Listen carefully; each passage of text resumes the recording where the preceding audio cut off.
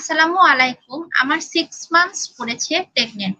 আমি কিছুদিন ২০ দিন আগে থেকে খুব ঠান্ডা লেগেছে। ডাক্তারের কাছে গিয়েছি। উনি ফেক্সো 120 দিয়েছে ১০ দিন খেতে। তাও শুকনো কাশি কমছে না। অ্যাডোভাস সিরাপ খাচ্ছি। ট্যাবলেট কমে তাও কমছে না। আমি এখন কি করতে পারি ম্যাম? আচ্ছা, আপনার কাশির জন্য যে ওষুধ ওনারা দিয়েছেন আপনি এটা কন্টিনিউ করেন। তারপরেও যদি আপনার কাশি না কমে থাকে সেক্ষেত্রে ডক্সিফাইলিন জাতীয় ওষুধ আছে যেটা ব্রঙ্কোডাইলেটর করে, সেটা দেওয়া যেতে পারে। এবং আসলে আপনার স্টেথোস্কোপ বসিয়ে আসলে চেস্টে দেখতে হবে যে আপনার এই যে কাশিটা হচ্ছে তাতে কোনো লাংসে কোনো রকম সমস্যা আছে কিনা। যদি থাকে সেই অনুযায়ী অনেক ক্ষেত্রে ইনহেলার লাগলে ইনহেলারও আমরা দিতে পারি।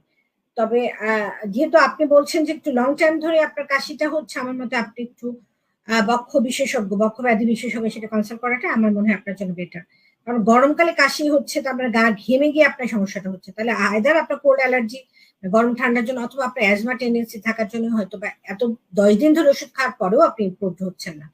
তো আমার মনে হয় আপনার বেটার একজন বক্ষব্যাধি ডাক্তার দেখানো। আর যে ওষুধ খাচ্ছেন এটা ঠিক আছে, এটার সাথে আমরা অনেক সময় ব্রঙ্কোডাইলেটর মেডিসিন দিতে পারি যেটাতে লাংস টাকে একটু এক্সপান্ড করে, তখন এই কাশির প্রবণতাটা একটু কম। আপনি জানেন কি WHO নির্দেশিকা অনুসারে গর্ভ অবস্থায় কমপক্ষে 4 বার আপনার স্ত্রীরোগ বিশেষজ্ঞের পরামর্শ নিতে হবে। গর্ভ অবস্থায় 5টি বিপদ সংকেতের একটিও যদি আপনার সাথে ঘটে, ঘরে বসে সময় নষ্ট না করে অবশ্যই আপনার নিকটস্থ স্বাস্থ্যকেন্দ্র অথবা ডক্টরের কাছে যেতে দেরি করবেন না।